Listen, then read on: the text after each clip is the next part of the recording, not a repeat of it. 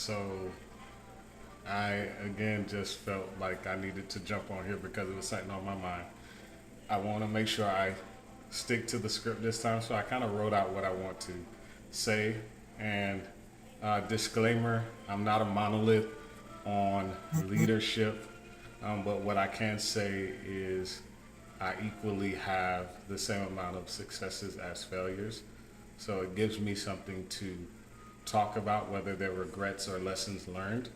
Um, I can say that there are mistakes that I've made that I've learned from. So I'm going to say this very quickly because I'm in daddy's daycare right now.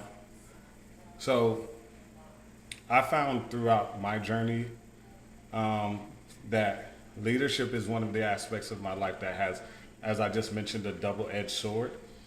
And it's not one of the things that I'm most proud of because of how I learned my lesson. So my hope is that I'm begging with someone that you learn lessons from my failures, right? And one of the things that I learned is that we tend to measure our effectiveness or our ability to lead based on how we get people to be bought out and sold out into a vision that we may have, right?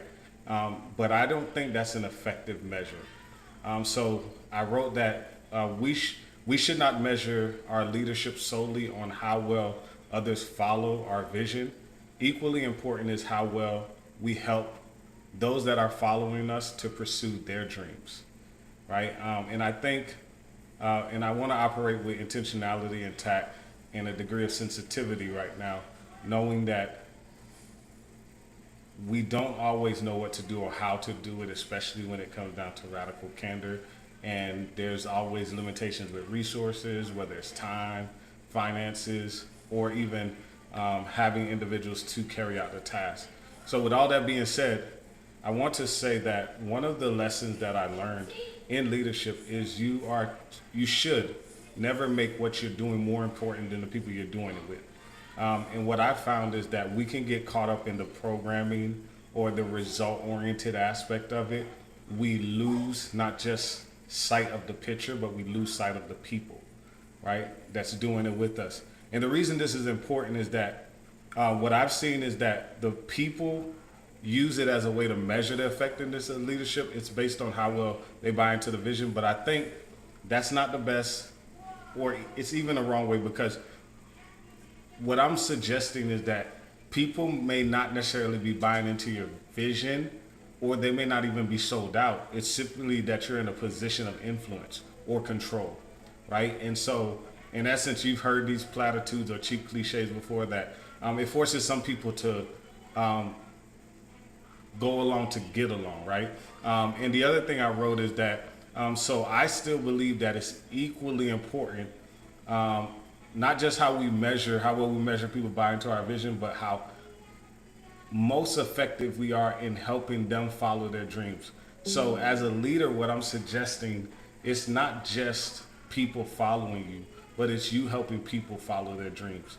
Consider how trustworthy you are with someone when you create space for them to share with you their dreams beyond your dream, right? What's That's such a great compliment. And so what I'm sharing with everyone is simple, but it's yet for me it's been an aha moment or a significant change. It allowed me to one learn how to part ways without losing relationships because sometimes people are not bought into your vision or your dreams because they're focused solely on theirs, right?